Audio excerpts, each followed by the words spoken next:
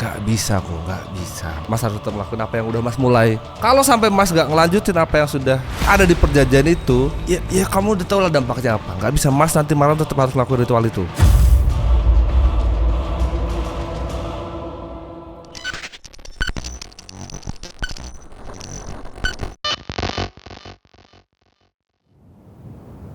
Selamat datang di episode 22. Ekonomi selalu jadi masalah yang paling dekat dengan kita semuanya di kehidupan kita. Kalau nggak ada masalah ekonomi, sepertinya hidup kita akan tentram, tenang, dan juga tinggal aman beribadah aja gitu. Tapi masalahnya itulah seninya hidup. Tapi kadang-kadang gara-gara faktor ekonomi inilah orang kadang-kadang jadi bertindak tidak rasional. Banyaknya tekanan. Itulah yang dialami sama dua bersaudara ini. Ada satu rumah nih yang ditinggali dengan dua bersaudara, namanya adalah Raka dan juga Riko. Mereka berdua tinggal berdua, sudah tidak ada orang tuanya.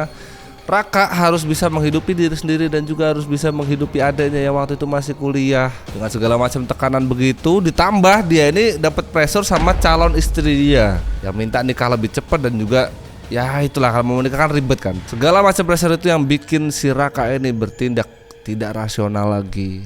Buatlah dia sebuah perjanjian dengan iblis. Bukannya dia dapat jawaban dari semua masalah dia, justru semua masalah itu dimulai gara-gara ini. Gimana kelanjutan ceritanya si Raka ini? Siapin kopi dan juga cemilan. Sini gue ceritain.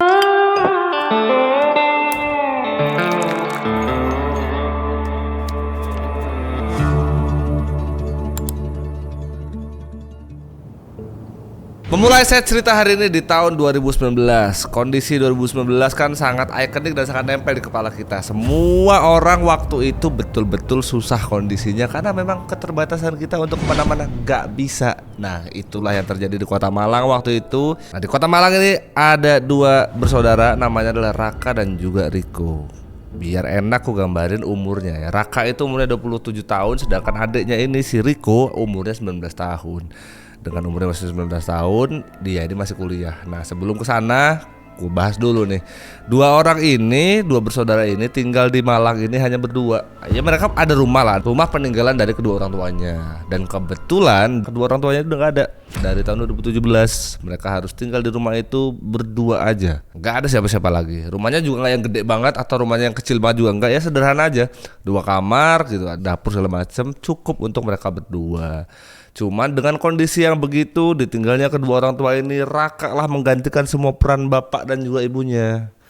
Dia harus bisa menghidupi diri sendiri dan juga adenya yang masih kuliah. Di waktu itu si Riko ini masih semester 2. Jadi masih panjang lah perjalanannya. Itu juga yang jadi bahan pikiran sama si Raka. Dengan segitu berat bebannya si Raka ini, ditambah kerjaan Raka ini masih serabutan dia. Ya dia gudang, kadang-kadang ngebantu orang dengan jadi buruh bangunan, kadang juga dia supir, apapun yang bisa kerjain karena memang nggak ada kepastian pendapatan bulanannya gitu loh. Jadi kadang ada, kadang nggak ada bahkan. Sementara dia masih punya adik, ya banyak yang dia pikirin lah. Kebayang gimana beratnya menjalani hidup sebagai Raka. Adiknya belum masih semester 2. Uang kuliah dia yang ngurus, dia yang nanggung. Terus uang pegangannya harus dipakai sama si Riko, juga Raka yang harus nanggung. Tapi gue percaya setiap cerita itu berjalan beriringan dengan kemudahan. Nah, Raka ini dengan beban dia yang kayak tadi tuh, dia diberi adik yang namanya Riko tadi tuh, baik hati kali dia. Gak banyak minta, dia nurut sama masnya. Dalam situasi terburuk apapun di rumahnya, dia juga gak pernah ngeluh sama abangnya. Bahkan sampai si Riko ini, walaupun itu udah kewajiban abangnya, dia minta tuh sungkan gitu sama masnya. Kehidupan mereka berdua berjalan normal aja. Abangnya pagi berangkat gawe, adiknya berangkat kuliah. Mereka mungkin baru ketemu lagi tuh di sore atau kadang-kadang bahkan malam hari. Begitu setiap harinya aktivitasnya. Sampai di pertengahan bulan Juli di 2019 ada orang baru di rumah nih. Sari namanya. Sari inilah pacar dari si Raka, abangnya si Riko tadi. Sari ini datang ke sana tuh rajin, dia sering datang ke sana, mampir. Nggak jarang setiap si Sari ini datang ke rumah mereka berdua ini juga kadang-kadang bawain makanan. Karena Sari ini tahu lah kondisi Raka ini, pacar dia ini sama adiknya gimana gitu. Nggak ada siapa-siapa di rumah itu, jadi nggak ada salahnya buat dia kadang-kadang bawain makanan gitu. Rutin dia datang ke sana. Sari orangnya nih baik, dia rajin, ideal banget lah buat Raka ini, bener-bener calon istri idaman pas gitu untuk nemenin rumah dia yang sepi banget ini.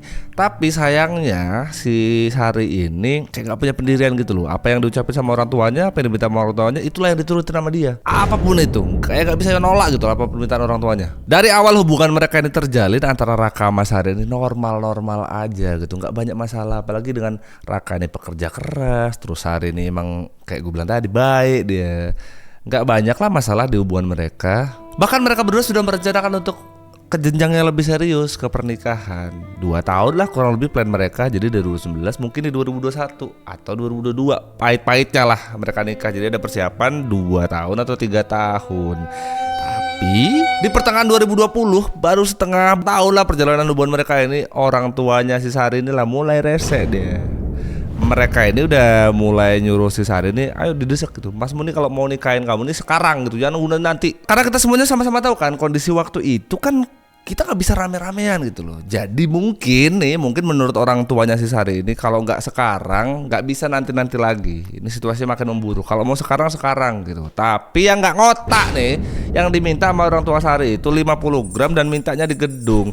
50 gram itu kalau harga sekarang mah udah nggak jadi nikah kita. 1 gramnya tuh masnya berberapa kan? Waktu itu mungkin belum sebesar itu.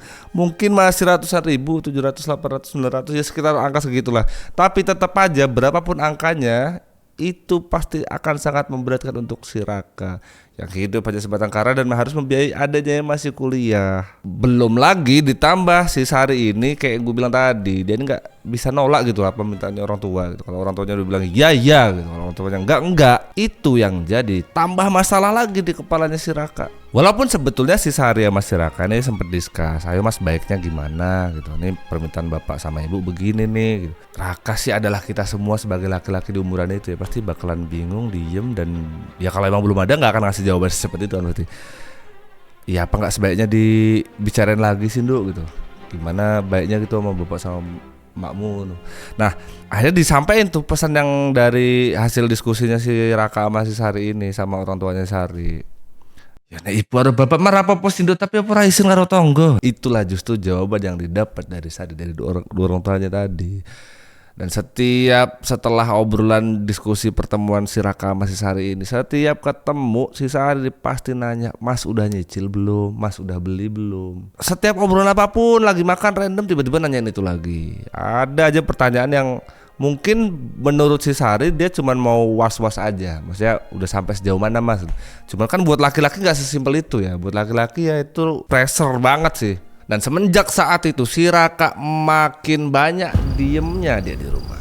Menurut si Riko nih adiknya nih, dia sering lihat abangnya ini sering duduk di ruang tengah keluarga dia ini gelap-gelapan aja diem, nggak ada suara, nggak ada aktivitas, bengong aja, dan waktunya nggak sebentar, lama banget. Si Riko tahu betul masnya ini dulunya jarang begini nih. Kalau toh sekalipun begitu, pasti nih mas lagi banyak pikiran. Belum lagi sekarang nih si Raka jadi sering banget pulang malam. Dulunya sesekali tuh dia pulang malam adalah kalau lagi ada lemburan kerjaan segala macam.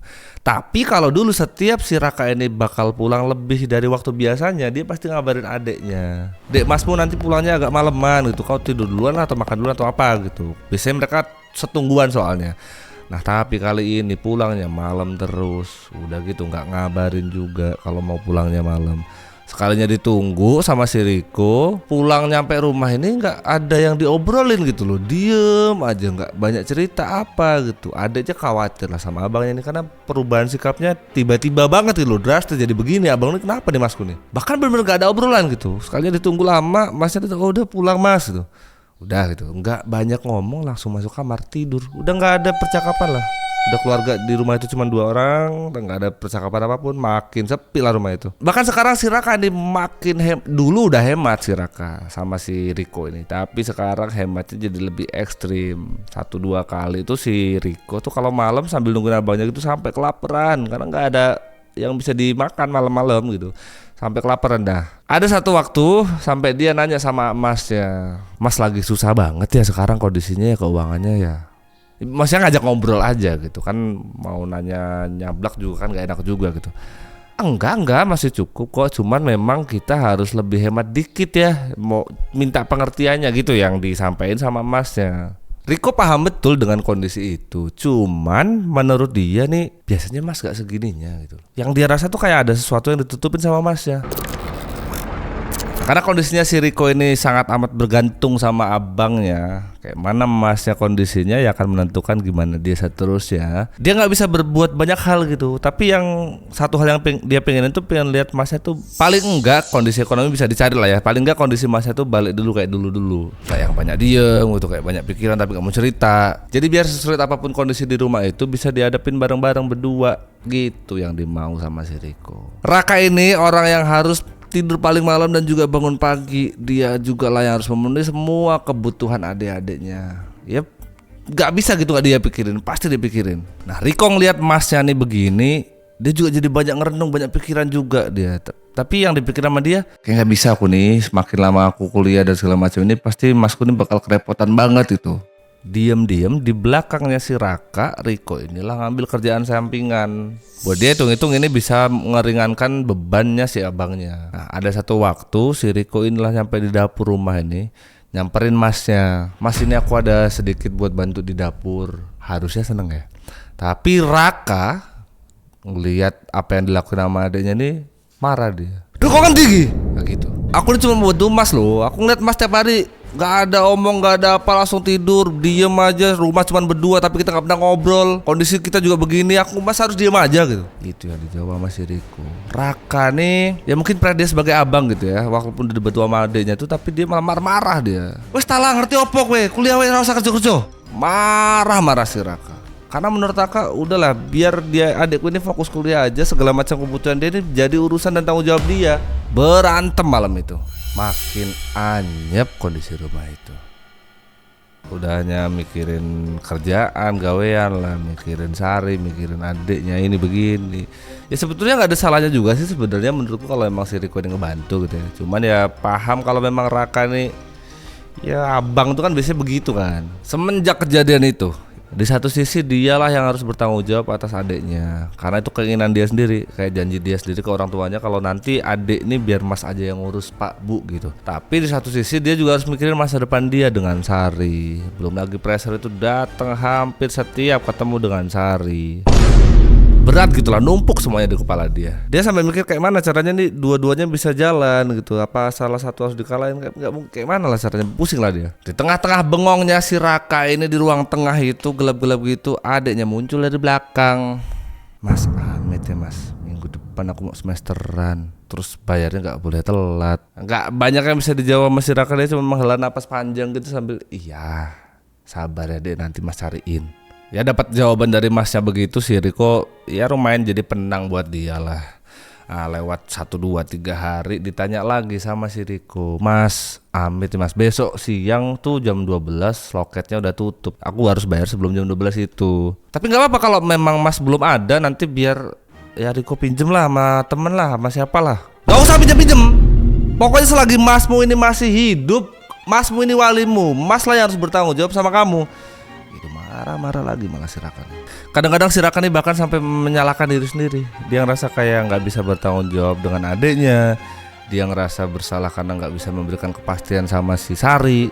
Dan karena banyaknya tekanan inilah yang bikin si Raka ini mulai memikirkan hal-hal yang bahkan tidak rasional. Raka sering ngerasa kalau kerja dia selama ini aja ini pasti nggak akan cukup. Mau sampai kapanpun dia kejar pasti nggak akan sampai untuk menuhin kebutuhan adiknya dan juga tunangan dia ini si Sari. Dia mulai memikirkan jalan-jalan pintas, udah gak rasional lagi lah. Pernah ada satu waktu, ini bikin Riko kaget gitu, lagi makan gitu, di tengah-tengah makannya si mereka berdua ini, Raka udah selesai makan, Riko ini belum selesai, masih di meja makan gitu. Tiba-tiba dari belakang itu si Raka lah ngasih gebekan duit, amplop gitu lah. Ini pakai buat bayar kuliahmu, sama dipakai buat jajan. Riko ngeliat, loh Riko nanti Mas, tapi gak ditanyain apa-apa sama dia waktu itu kan emang lagi butuh kan untuk bayar semester segala macam. Dipakailah tuh uang dulu. Nanti malamnya lah kan dia pasti ketemu sama Mas ya kan di rumahnya kan. Nanti malam lah tak tanyain lah sama Masku nih. Nah, pas malam itu ditunggu sama si Riko. Baliknya si Raka nih pulang dari gawe ini pulangnya lebih larut daripada biasanya. Gak banyak ngomong lah. Begitu Raka nih pulang ya gak banyak ngomong gitu. Datar aja langsung ke kamar. Gak ada obrolan apa-apa. Jadi pertanyaan yang pengen ditanyain sama si Riko tadi nggak terjawab. Nah, malam itu nggak kesampaian tuh si Riko nanya atau ngobrol gitu sama si Raka. Tapi kan besok pagi ada waktu untuk sarapan bareng kan. Di waktu sarapan bareng itulah dia mau nanya sama masnya. Pertama dia mau makasih dulu sama masnya. Mas, makasih yang kemarin udah cukup buat ngebayar kuliah segala macam. Tapi menurutku ini uang kebanyakan mas. Mending mas simpen aja atau mas tabung aja. Kan mas lagi banyak butuh kan sama Mbak Sari. Udah gak usah simpen aja buat kamu jajan lah sebulan. Itu yang dijawab sama si Raka. Nah karena seneng lah si Riko ini dikasih duit itu, dia lah megang tangan masnya untuk terima kasih. Nah tapi pas waktu dia pegang tangannya masnya ini, tangannya dingin. Dia mikir, masku ini kenapa tangannya kok dingin? Tanya lah sama dia, mas kenapa mas sakit? Enggak apa-apa, ini mas cuma kecapean aja kurang tidur. Gitu yang dia omongin sama si Raka. Terus kelihatan tergesa-gesa gitu loh ngejawab pertanyaannya adiknya ini. Langsung buru-buru masuk ke kamar. Terus gak cuma itu aja. Jadi ada satu malam tuh si Riko tuh tahu betul kalau abangnya ini, masnya ini si Raka ini jarang tidur lah. Ada satu waktu Riko ini kebangun jam 1 apa jam 2 malam gitu. Dia kebangun mau kamar mandi. Jalannya dia kamar mandi itu di ruang tamu, dia ngeliat masnya ini sendirian di ruang tamu, duduk tapi nggak di kursi gitu loh. Tapi karena kondisinya ngantuk gitu, nggak mikir apa-apa ya, mungkin masku nih lagi banyak pikiran, emang pengen bengong kali atau apa gitu ya. Ya jadi gak ditegur lah sama adiknya. Tapi yang menurut si Riko ini aneh, aktivitas masnya ini kulihat-lihat sering loh begini, gak cuma sekali dua kali. Hampir tiap malam si Raka itu selalu begitu. Dia duduk di tempat yang sama, di lantai ngadep tembok, gak ada penerangan, gak ada apa. Dan ngapain gitu, kalau mau bengong kenapa gak duduknya di kursi aja. Terus ada satu waktu Riko nih ngeliat lagi masnya begitu lagi. Jamnya juga sama polanya tuh di jam 1 atau jam 2, selalu jam-jam sama itulah. Karena ini bukan pertama kalinya ngelihat si Raka begitu, sama adiknya lah ditegur. Mas ngapain? Menang toh gitu. Jadi karena si Riko ini ngerasa kayaknya ganggu nih, takut ganggu gitu ya. Ya udah masuk lagi ke kamar. Tapi selama masuk di kamar ini sambil kepikir ngapain ya masku nih. Ada satu waktu si Riko ini lagi tidur malam gitu, hujan deras malam itu. Hujan deras, petir gede gitu. Si Riko ini tahu betul kalau misalkan hujan sampai se ekstrim ini, biasanya di rumah mereka ini ada 1-2 yang bocor. Karena khawatir ada kebocoran di mana-mana gitu, Riko lah bangun dari tidurnya. Itu kejadian jam 12-an malam lah. Dia mastiin semua yang di kamar tuh aman segala macem. Lama dia mastiin begitu tuh, sampai sejaman sampai jam 1. Pas di jam 1 itulah dia tuh ke belakang, dia ngelihat mas yang lakuin aktivitas yang sama kayak malam sebelumnya. Jadi pertamanya tuh dia nggak ngeliat kalau di situ ada masnya, tapi dia ngeliat kok ada lilin berjejer gitu loh, sama gak tau lah ada garis gak jelas apa gitu, tapi samar gitu kan. Tapi belum ada masnya. Dia cuma nengok itu dari kamarnya gitu, dari pintu kamarnya gitu. Tapi lama-lama waktu dia perhatiin itu, masnya lah datang ke tempat itu, di lilin-lilin itu, duduk di tengah-tengah itu. Sama yang dia perhatiin betul, di tangan masnya itu, di lengannya ada benang merah. Bahasa Inggris itu ngeglewer gitu loh cuk. Nah itu ngeglewer ke lantai gitu lah. Pokoknya yang dilihat sama si Riko ya kondisinya begitulah masnya. Lilin tadi sama tangannya keikat. Jadi tangan yang sebelah kanan itu ada tali kayak tadi gitu, sama tangan satunya naik ke atas gini. Ya gak tau lah itu apa yang dilakuin sama masnya, gak tau lah. Karena yang dirasain sama si Riko ini gak enak gitu ya. Disamper itu masnya tuh, disamper sambil ditegur. Mas kamu ini ngapain gitu. Ya marah tapi khawatir gitu lah. Udahlah kau nih diem aja lah, diem, ganggu aja. Marah-marah masnya. Riko nggak bisa jawab apa-apa dia. Tapi dia tahu betul kalau apa yang dilakukan sama masnya ini nggak bener, ini bahaya ini. Karena kekhawatiran si Raka ini setiap kejadian seperti malam-malam begitu, paginya tuh masnya tuh kayak orang yang habis digebukin tuh, capek banget badannya.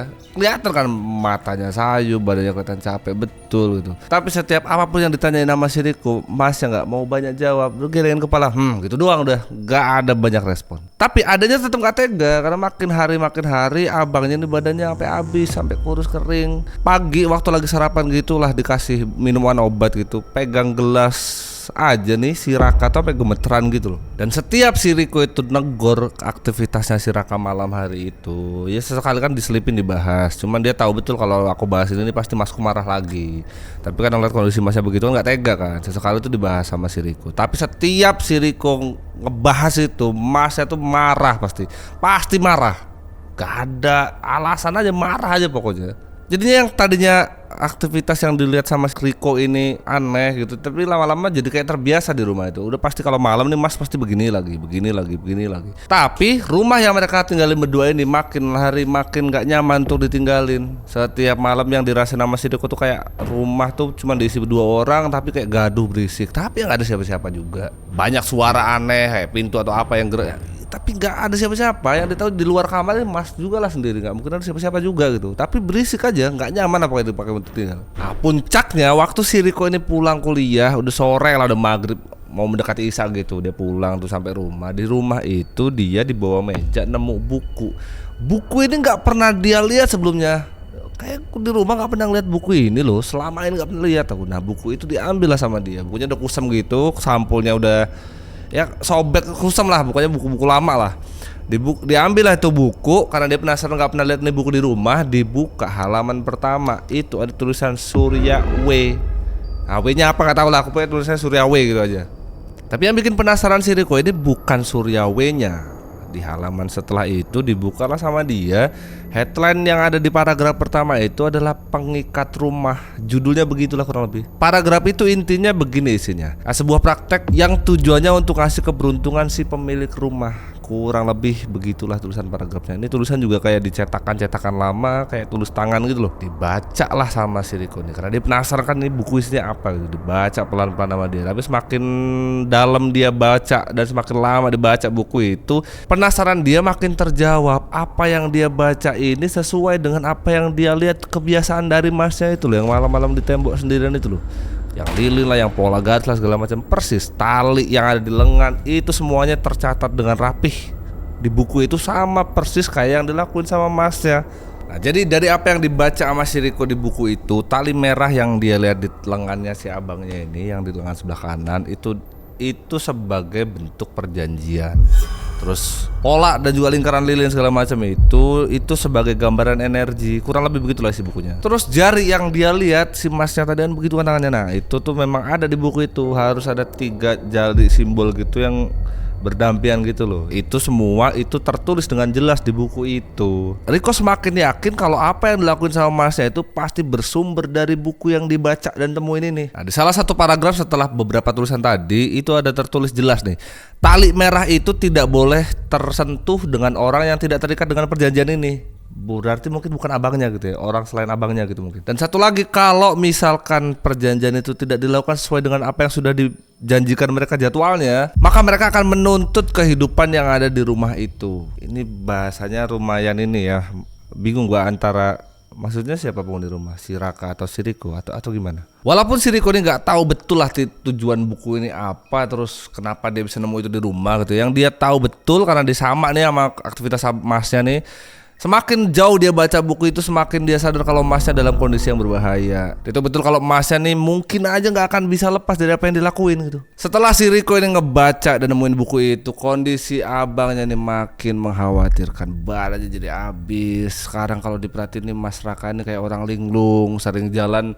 Dia tuh selingin loh, sering mondar mandir gini di rumah, ujung sana ujung sini, mondar mandir di dalam rumah juga. Tapi gak ada ngomong apa gitu, cuma mondar mandir diem, duduk, gak ngomong, bengong, kayak orang linglung lah. Sampai ada satu waktu Raka di malam gitu pulang dari gawe, kesandung depan pintu, ya bener-bener kayak orang linglung kosong gitu loh. Ngelihat kondisi begitu, si Riko ini kasihan lihat Masnya, tapi kesel, ditegur lah Mas Riko. Udahlah Mas, udah gak usah lakuin lagi ritual-ritual begituan lah, aku udah tau lah semuanya lah. Sekarang lihat kondisi badanmu Mas, abis, apalagi yang mau dicari. Lihat adiknya begitu, si Raka nih diem bentar gitu sambil apa yang dirasain tumpuk tuh, ambil kayak ketahan-tahan gitu, ujungnya jadi bumerang, dia marah-marah dia. Wes setelah kau menang cuk, saiki kau lihat lah, kondisi keluarga kita udah membaik, gak kayak dulu lagi. Apa yang kau butuhin sekarang udah ada, uang kuliahmu udah cukup, uang jajanmu udah cukup. Kita nggak pernah lagi kelaparan di rumahnya. Udah sekarang mending diem, nggak usah ikut campur urusan Mas. Semenjak keributan mereka berdua ini jadi renggang gitu lah. Mereka makin nggak banyak ngomong. Udah rumah cuma isinya 2 orang, udah nggak ngobrol. Bayangin lah situasinya gimana. Yang dirasain sama si Riko betul, apa yang dia omongin sama Masnya itu betul. Apa yang dulu jadi kekurangan di rumah itu semuanya sudah serba kecukupan sekarang, nggak sesusah dulu bahkan. Tapi buat Riko bukan itu yang dia butuhin. Ngelihat Masnya kondisinya begitu tuh loh. Puncaknya suatu malam si Riko ini ngelihat Masnya lagi-lagi ngelakuin ritual itu lagi. Udah sempat ditegur, udah diributin beberapa kali, masih dilanjut lagi. Yang kali ini dilihat sama si Riko malam itu bahkan beda dengan apa yang dia lihat di buku, yang pernah dia baca di buku itu loh. Ini nggak sama, ini lebih rumit. jumlah lilin dan segala macam lebih banyak dan lebih gede daripada sebelumnya. Dan Riko tahu betul kayak mana kondisi abangnya tiap harinya makin lemah, makin memprihatinkan. Di malam itu yang dilihat sama dia juga duduk aja udah gemeteran Mas dia ini. Udah di puncak marahnya si Riko disamper. Ritual itu tuh dibuyarin lah Mas si Riko. Mas, kau ini udah bisa udahan gak sih ngelakuin yang beginian sih? Apalagi yang mau dicari? Mas ya ini sebetulnya dia juga pengen berhenti. Dia cuma gak bisa aku tetap harus lakuin ritual ini, gak bisa aku berhenti, gak bisa kok. Si Riko jadi keinget yang ada di buku itu. Riko ini bingung lah mau kayak mana dia nih. Masnya ditegur nggak bisa gitu, ngeliat kondisi Masnya juga begitu, dipaksa terus sama Masnya ini sampai badannya bener-bener udah nggak bisa duduk pun nggak bisa dia, sampai kebaring lah udah. Setelah semua ritual itu selesai, Masnya lah dibawa ke kamar sambil diistirahatin gitu, sambil ditanya sama si Riko. Mas jawab jujur, udah nggak ada lagi yang bisa kau tutupin, aku semuanya sudah tahu. Buku itu gak tahu kau dapat dari mana, tapi aku udah tahu dan udah baca buku itu. Sekarang jawab pertanyaanku dengan jujur. Mas dapat buku itu dari mana? Dijawablah sama si Raka. Buku yang ditemuin sama si Riko ini Mas dapetin, menurut Mas dia ini, menurut si Raka ini buku itu didapetin dari tempat gawe dia. Ada mandor dia ini yang cerita dan ngasih tahu buku itu. Awalnya ya gara-gara si Raka cerita lah kayak mana kondisi keluarganya, kayak mana kondisi keuangan dan juga kayak mana hubungan dia masih Sari, apalagi kebutuhan adiknya. Semua masalah itu yang bikin si Riko pada akhirnya mau untuk dikasih buku itu tuh sama si Mandor. Semua yang Mas lakuin ini cuma demi kamu bisa kuliah selesai. Mas juga ada tanggung jawab harus nikahin Mbak Sari. Dan semua masalah ini gak akan selesai kok kalau Mas gak ambil jalur ini. Sepanjang si Raka ini kondisinya makin memburuk gitu situasinya, badan dia makin habis segala macam, si Sari ini udah mulai jarang datang ke rumah itu. Dulu kan sering datang bawain makan segala macam, udah nggak pernah datang. Udah jarang datang, udah jarang berkabar lah mereka. Sampai satu waktu Sari ini sore-sore gitu datang lah ke rumah itu, karena dia udah dengar kabarnya kalau si Raka ini badannya sakit segala macam lah. Ditengok, dijenguk. Tapi sebetulnya tujuan yang dilakuin sama si Sari datang ke rumah itu bukan itu. Tujuannya adalah ngasih tahu kalau memang hubungan mereka udah nggak bisa dilanjut lagi. Raka dengan kondisi badan yang udah begitu, dengar Sari ngomong begitu dia kayak, jadi sia-sia lah apa yang aku lakuin selama ini nih. Padahal yang aku lakuin selama ini nih buat Sari sama buat adekku nih, malah putus sepihak gitu loh.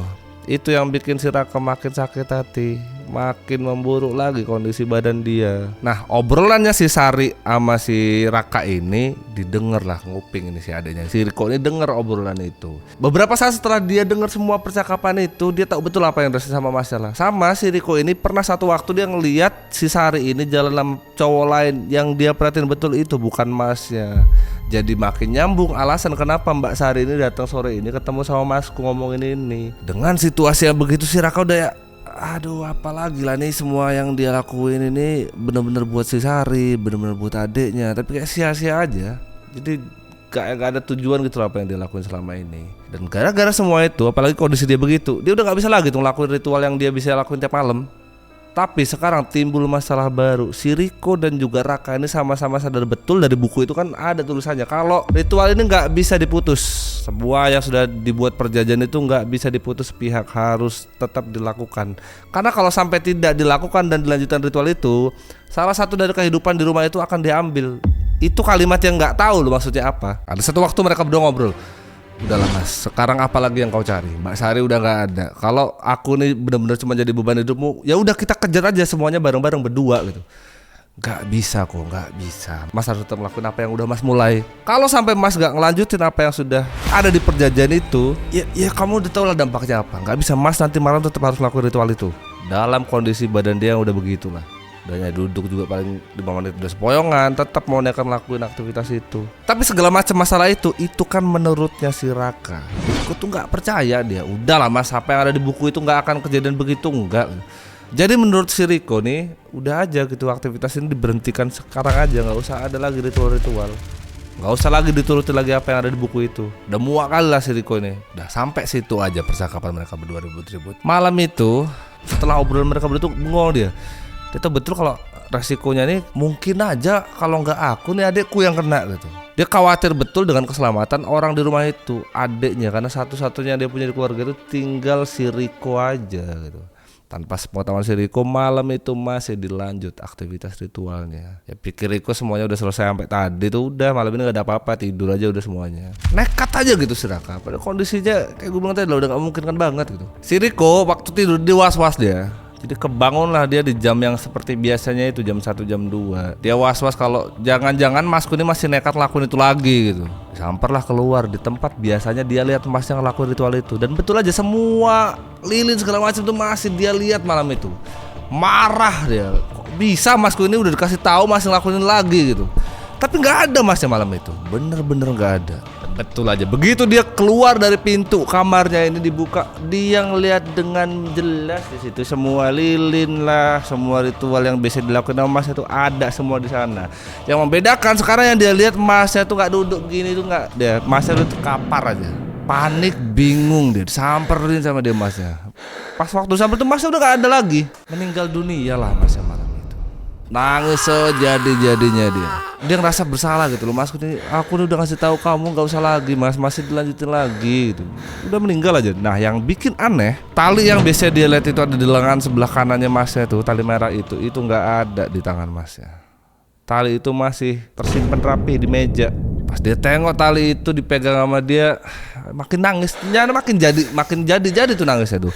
Dia tahu akhirnya alasan kenapa tali ini masih di meja. Jadi dia tahu betul kalau setiap ritual itu harus sesuai dengan apa yang ada di buku, termasuk tali itu. Kalau sampai tali itu nggak dipakai sama orang yang bersangkutan buat perjanjian dengan iblis ini, ya udah pasti begini, endingnya pasti bakal meninggal. Karena kan ada kalimat yang bakal ngambil kehidupan dari yang ada di rumah. Jadi asumsinya dari si Riko ini, mungkin aja Masku ini masih aja ngorbanin dirinya daripada yang kenapa nih aku. Gitu kurang lebih. Itu dia cerita tentang pengikat rumah.